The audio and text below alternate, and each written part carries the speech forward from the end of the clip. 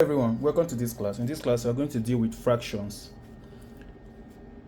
First example, we are going to do is example 1, which states which fraction is the greater. We are given two fractions, 2 over 5 and 5 over 13. I've been told which of them is greater. By mere looking at them, you can't easily tell which is greater. There are two ways to solve this. First is either you convert both of them to decimal. From decimal, you will already obviously see the biggest one. But that one is more important if you are using calculator to solve.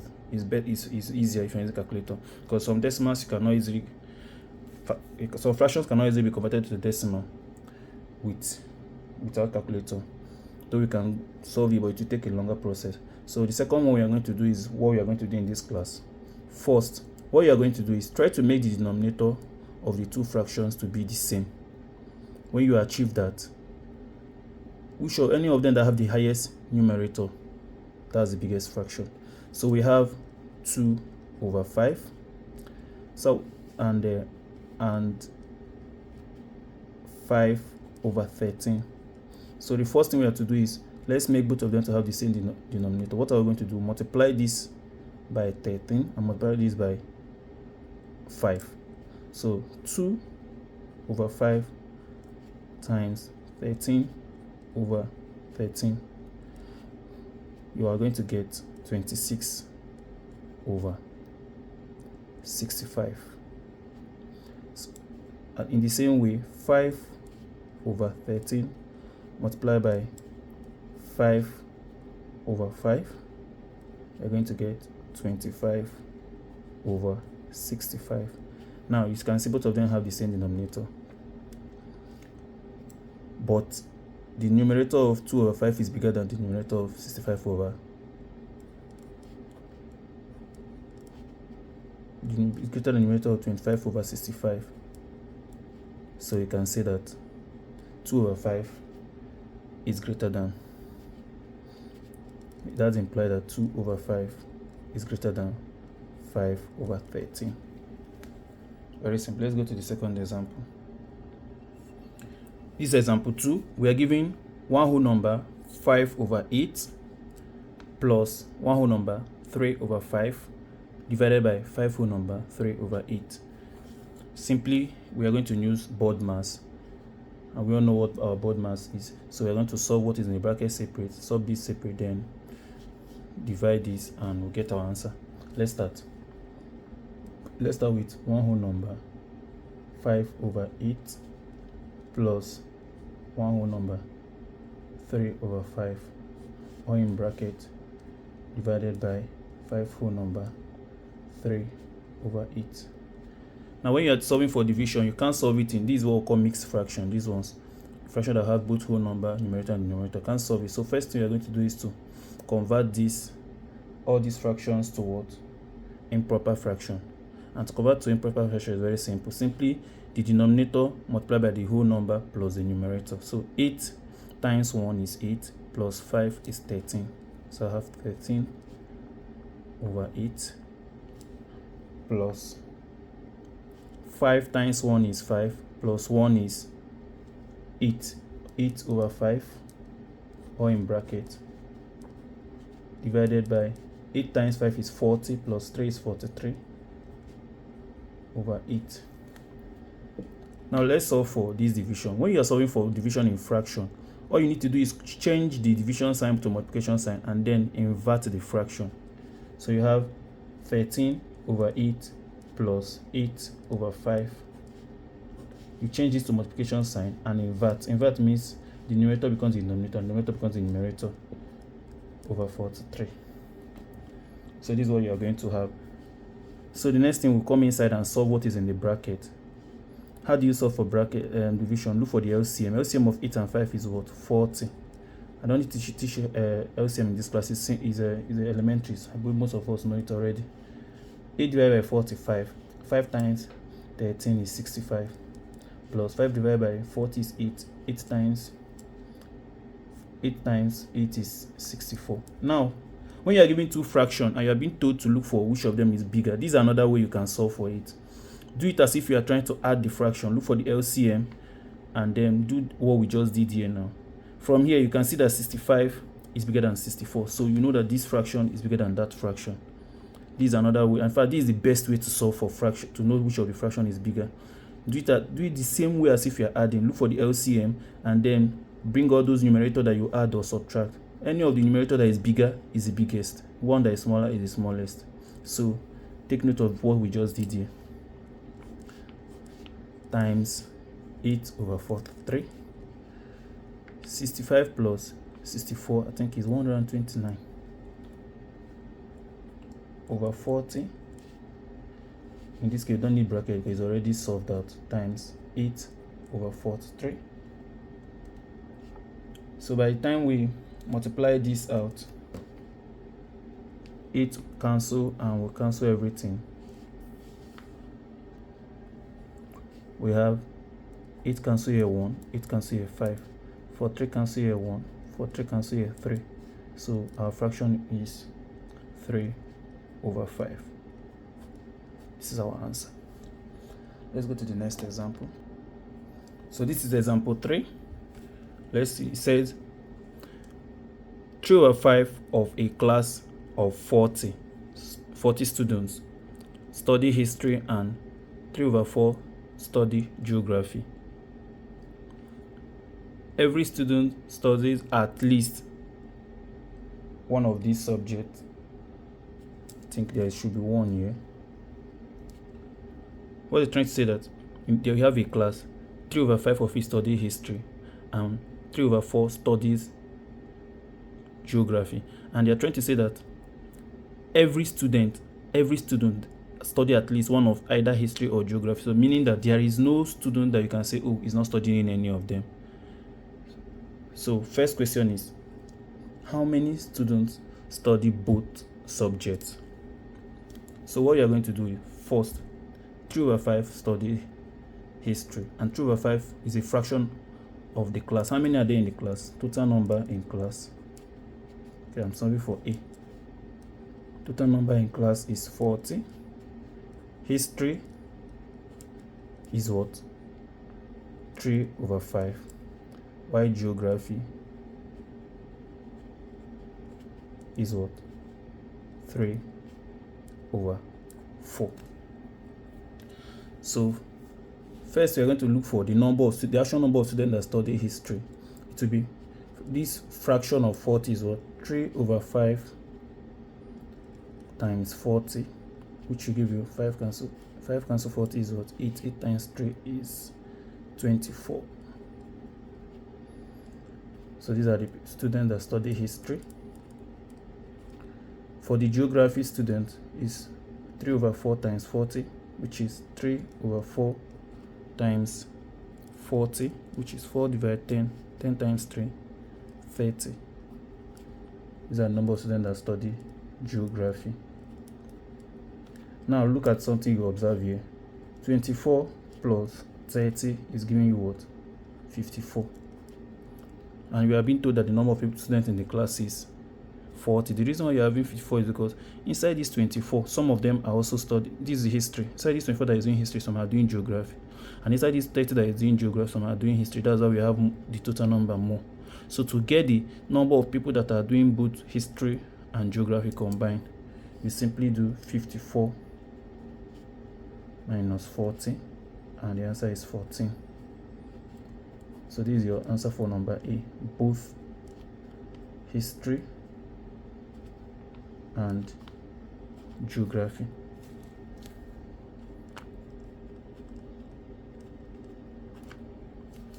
And the second question is, what fraction of the class study history but not geography? Now you're trying to know the fraction of the classes. So look at it. This is B.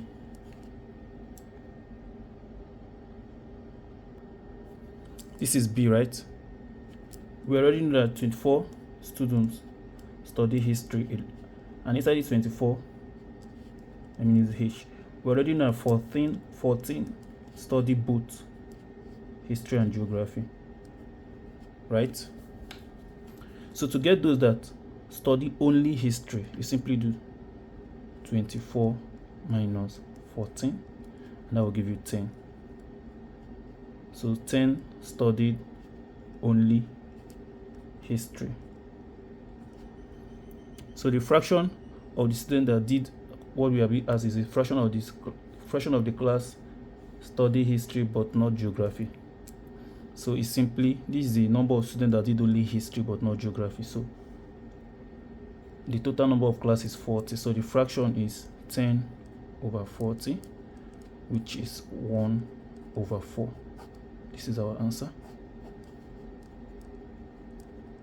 You know, it's making more sense that, okay, you have some students doing history, some doing geography. Meanwhile, inside these 24 that is doing history, you know that 14 of them are also doing geography. That's why you have 24. Inside this 30 that is doing geography, 14 of them are also doing history. So by the time you sum it, it definitely be more than.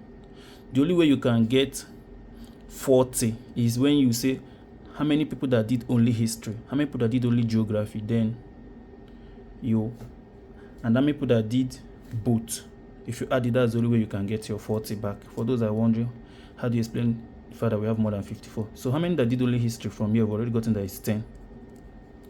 Plus, how many that did only geography? Those that did only geography will be 30 minus 14, which is 16. So let me say this is only history, this is only geography. What am I doing? This is 16 for only geography, and this is 14 for both of them. So by the time you add this is the only time you can get your 40 as total. But when you add it in combination of those doing both of them, your total will definitely be more. You understand this concept now when we enter set. So we are done with the exercise, with the example. So let's solve some exercises to refresh what we've done in this class. So we are in exercise 3B. Let's start with number 1. Addition of fraction. 1A, simply say we should find the 12 plus. So the first thing we are going to do is to look for the LCM. LCM of the denominator, 12 and 6. The LCM of 12 and 6 is still 12. 12 divided by 12 is 1. 1 times 11 is 11. Plus 6 divided by 12 divided by 6 is 2. 2 times 5 is 10. Remember what I told you. From here now you can say that 11 over 6 and 5 over 6, which one is bigger? The one that has the biggest numerator. So this is bigger. So I'm trying to use one stone to kill two birds. So when you add this, you have 21 over 12, right? But this can still be divided further. 3 can divide here. You have 7 over 3 divided here, 4. You can still change this back to mixed fraction, which is, how do you change the mixed fraction? You divide it. 7 divided by 4. Okay, let me write it here. 7 divided by 4 is what? 1 remainder 3. So you just write the whole number as the whole number, while the remainder will be the fraction 3 over 4. So these are the answer. These two here are the answer. So we've done A. Let's go for C. 4 whole number 3 over 4 minus 1 whole number 5 over 8. So when you are solving for addition and subtraction, you can directly add the whole number, but it doesn't apply for division and multiplication. So what do we do? 4 minus 1 is what? 3 whole number. But now the fraction, we are going to solve it the same way we solve this one. What's the LCM of 4 and 8 is still 8. 8 divided by 4 is 2. 2 times 3 is 6. Minus 8 divided by 8 is 1. 1 times 5 is what? 5. Now from here, let me say we are talking about this fraction. Which of them is bigger? You can see that 3 over 4 is bigger than 5 over 8 because the numerator here is bigger than the numerator here. So still doing the same thing. So you have 3 whole number 1 over 8 as your final answer. So when you are dealing with whole number, I'll leave you to solve this one. You can, because this you can do 9 plus 5 minus 6. Then you now solve the fraction separately. 1 over 3 plus 3 over 4 minus 1 over 2. So I'll leave you to solve this. I'm not going to solve in this class. So let's go for K. But when you now come to division and multiplication, you can't solve it as a mixed fraction. You must convert it to improper fraction. So K, we have 2 1 over 4 times 3 1 over 2 divided by 4 3 over 8. First thing you're going to do is what? Change to improper fraction, and that will give you, now we change it. 4 times 2 is 8. 8 plus 1 is 9. So we have 9 over 4 times 2 times 3 is 6. 6 plus 1 is 7. 7 over 2. 8 times 4 is 32. 32 plus 3 is 35. If I'm correct, 8 times 4 is 32, yeah, over 8. So let me use this. Let me just do a little summary of this mixed fraction thing. When you have a mixed fraction, you want to convert it to improper fraction. Multiply the denominator by the whole number and add to the numerator. That's what we did just now. But when you have an improper fraction, you want to convert it back to the mixed fraction. Simply divide it. 9 divided by 4 is 2 remainder 1. So the real value of the division, which is 2, will come as a whole number, while the remainder will remain on top as a numerator. The same thing goes here. 35 divided by 8 is 4 remainder 3. 4 becomes the whole number, while the remainder becomes a fraction. So I think this is elementary. I bet most of us know it already. So now we've gotten this. The next thing we are going to do is to factorize this out. You have 9 over 4 times 7 over 2. Now when you change the division sign to multiplication sign, you flip this, it will become 8 over 35. I've said this so many times in this class, so we now can start cancelling now. 4 will cancel 1, 4 will cancel 2, 2 cancel 1, 2 cancel 1, 7 cancel 1, 7 cancel here, 5. So I'm left with 9 and 5. So my answer is 9 over 5. So you now convert it to mixed fraction. 9 divided by 5 is what? 1 remainder 4. So the 1 becomes the whole number, while the remainder is a fraction. So this is our answer in mixed fraction. So number 3, we have been told to look for the greatest fraction. The difference here is that these numbers are mostly not, the LCM will give you the product of the 3 number. But the first thing you're going to do, remember what I told you when we are solving for division, just look for the LCM. The LCM of this 3 number, if you solve it using your LCM rule, is actually 468. So now you've gotten 468 as LCM of, find the LCM of the denominators.